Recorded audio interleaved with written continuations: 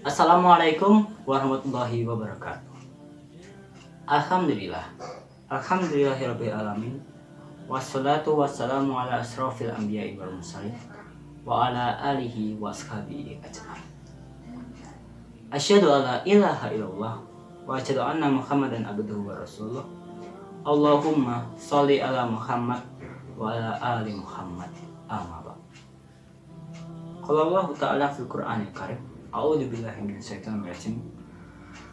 Faqra'u ma tayassara min wa aqimus sholata wa atuz zakah wa aqridullaha qardan hasanan. Sadaqallahul azim. Al-ayat. Pertama-tama, marilah kita panjatkan puja dan puji syukur atas segala nikmat yang telah Allah limpahkan kepada kita. Dan semoga salawat serta salam tercurah kepada baginda Rasulullah Muhammad SAW beserta semua keluarganya. Sebelumnya, saya mengucapkan semangat menunaikan ibadah puasa buat 30 hari ini menjadi ladang pahala bagi kita semua yang bisa kita panen di akhirat kelak. Amin. Temanku, kita tahu bahwa dalam menyambut bulan penuh berkah ini, setiap orang punya kesan sendiri-sendiri.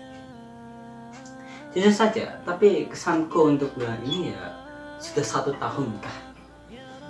Cepat sekali kita menanti bulan penuh berkah ini, dan kita alhamdulillah bertemu lagi. Tapi ya, senang bertemu denganmu kembali Ramadan. Aku menunggumu juga Syawal. Dompetku sedang tipis kali ini. Ramadan adalah bulan yang suci. Semua orang sudah tahu tentunya. Dan tentunya setiap orang punya cara sendiri-sendiri dalam menyambutnya. Cara untuk berlomba-lomba, untuk menambang lebih banyak pahala dari orang lain, berfastabiqul khairat, untuk menjadi orang yang paling bertakwa di sisi Allah.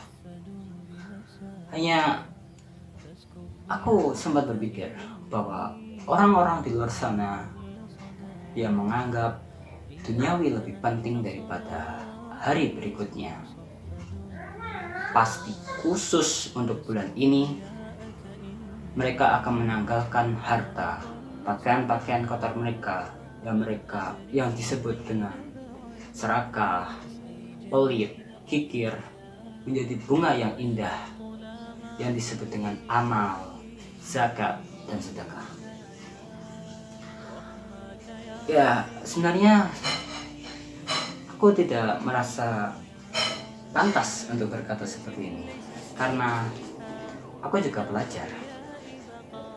Sifatku sama seperti itu, mementingkan dunia daripada akhirat. Banyak hal yang perlu aku pelajari karena. Tapi ada satu hal yang menarik perhatianku belakangan ini.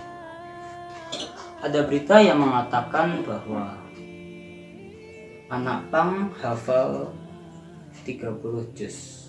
Dikatakan dia mengatakan bahwa dia pernah hafal 4 juz sebelumnya. Well, ya mungkin pikiran kita sama. Gak mungkin lah. Kita lihat dari covernya. Kalau covernya buruk sekalipun, kita ini juga berpikir bahwa gak mungkin lah. Dia punya hati yang baik. Orang mukanya terlihat punya banyak tatonya gitu. Jelas.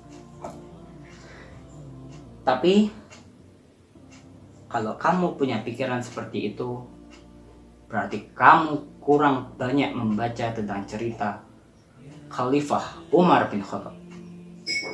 Ya, memang sih kalau dikasih pilihan untuk membaca buku novel atau buku pelajaran, jelas berat ke buku novel dan komik. Soalnya ceritanya seru dan banyak hal-hal menarik yang kita temukan. Tetapi sejarah itu juga penting. Apalagi untuk sejarah Khalifah Umar bin Khattab ini.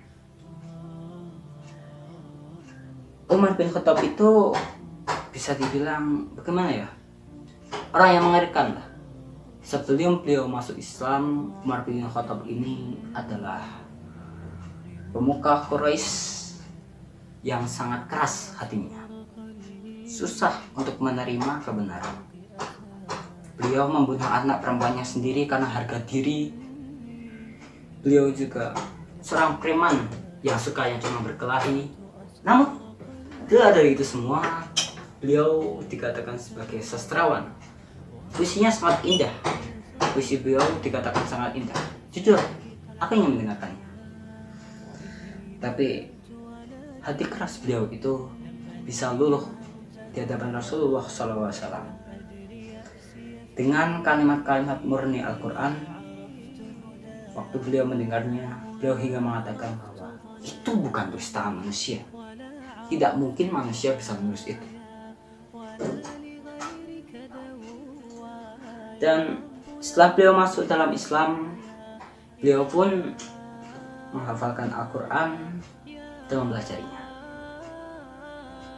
Tentu, dalam hal menghafal Al-Quran dan menghatamkan Al-Quran sebanyak mungkin, itu punya satu kesatuan yang bisa dibilang mirip. Begini saja. Dulu, waktu kita kelas 4 SD, kita diminta untuk menghafalkan perkalian, bukan? Kita saat itu menghafalkan perkalian, membacanya maksudnya. Membacanya dari 1 kali 1, 1 kali 2, hingga diulang-ulang terus menerus sampai 10 kali 10. Wow, susah emang, tapi pada akhirnya kita hafal. Mudahnya saja menonton film. Waktu kita mempelajari film, cerita yang ada di dalam film, kita pasti menonton film itu dari awal hingga akhir. Kalau nggak paham, ulang lagi awal hingga akhir sampai kita paham jalan ceritanya. Cuman ya film box office itu memang susah sih ya. Kita mesti punya tiket, kuota untuk men-streaming atau kan nambah ke free wifi area mungkin. Tapi dari itu semua lebih mudah untuk kita menghafalkan Al-Quran. Tak perlu biaya. Apa? Membaca Al-Quran lebih susah daripada menonton film dan membaca novel? Jujur, aku juga sependapat. Aku sependapat karena memang waktu aku membacakan Al-Quran, menghafalkan Al-Quran itu susah. Hanya aku bersyukur Al-Quran itu, ya maksudnya aku bersyukur dalam kekesalanku baca nggak hafal-hafal. Andai Allah buat Al-Quran itu mudah diingat, mudah diterima, mudah dihafal di hati manusia, pasti tak akan ada yang membacanya terus-menerus. Lagi pula kita kan jauh di zaman Nabi, jauh bertemu dengan para sahabat. Iman kita nggak mungkin seperti itu. Hanya saja Al-Quran sudah dibuat mudah oleh Allah SWT. Buktinya ada di dalam surat Al-Muzammil ayat ke-20.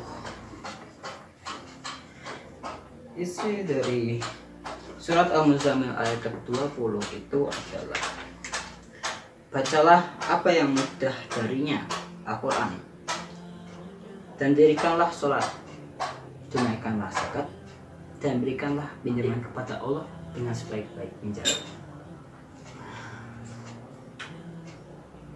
Dan dalam hadis dikatakan dari Abdullah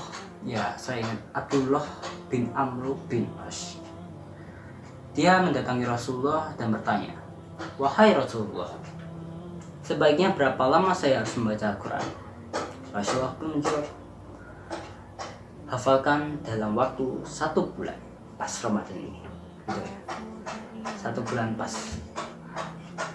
Tapi Amr bin As pun masih terjawab.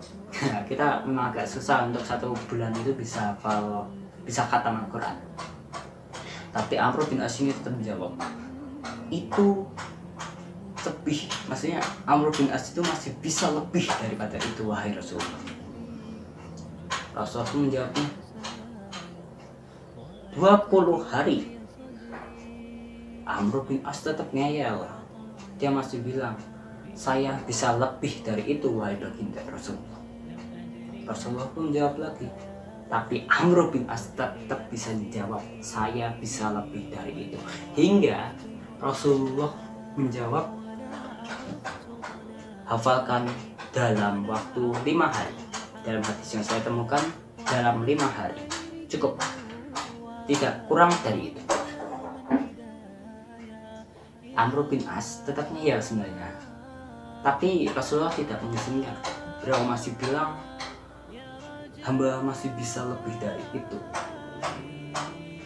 Wih, Rasulullah tetap menghiraukan, tidak menghiraukannya. Ya, kembali lagi memang sih, Amr bin As adalah sahabat dari Rasulullah SAW. Beda dengan kita. Cuman, kalau kita punya niat, sebenarnya kita bisa untuk menghafalkan Al-Quran. Masalahnya adalah, maukah kita berjanji, maukah kita semangat untuk menghafalkan Al-Quran setelah SMP ini, hingga kita mencapai title Al-Hadis. Ingat, dulu kita udah bisa hafal sampai 4 juz, itu mentoknya. Tapi kita belum diwisuda. Makanya saya ingin mengajak agar teman-teman itu untuk melanjutkan setelah lulus SMP ini. Ya, wallahu alam, itu tergantung pada niat hati kita. Sebelum saya menutup khutbah, ini lebih ke pidato ya. Pidato hari ini, saya hanya ingin berpesan sedikit, saya mengajak semua teman-teman untuk rawatib. Ya, rawatib, salat fardu 5 waktu di masjid.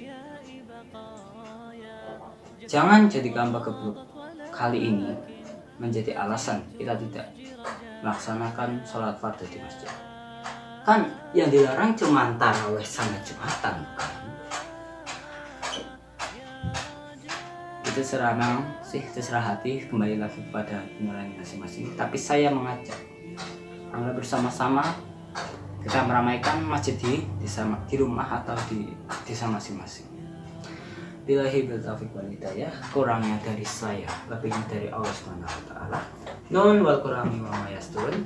Wassalamualaikum warahmatullahi wabarakatuh.